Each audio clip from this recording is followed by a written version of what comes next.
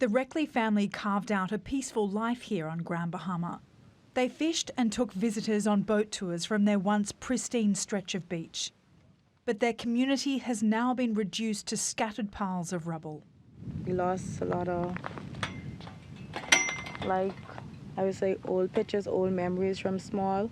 We don't have nothing to look back on. It's just heartbreaking. Zenobia is just one of thousands of people whose livelihoods were destroyed when Hurricane Dorian almost flattened the islands of Abaco and Grand Bahama. Power has recently been restored to most areas, but 15,000 people are still without food and water. The real challenge, though, in operating here on the ground is essentially, laborers, it's fuel, it's vehicles, it's trucks, it's forklifts, it's the machinery that you need to keep supply chains moving. 5,000 people have evacuated to the capital, Nassau, and the government is struggling to provide all of them with shelter. They didn't have enough beds in there. We have 8 people, the 2 babies, and then the 2 toddlers, so we let the older children lay in the bed, and my husband and me and the babies were on the floor. And there's been a significant rise in illness.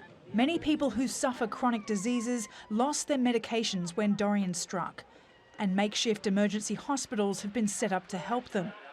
But it's this job that's perhaps the hardest for emergency workers. Searching the debris for bodies, it's work that's steadily adding to the death toll. We will need as many spiritual resources as we will need physical resources to rebuild lives and to recover. Flags are to be flown at half-mast on all public buildings to mourn our dead.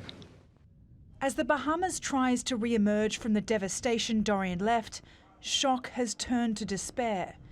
And while many are grateful for the support they've received from around the world, there's fear that it will be short-lived.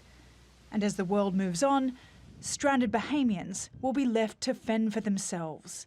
Sally Ihan, TRT World, Washington.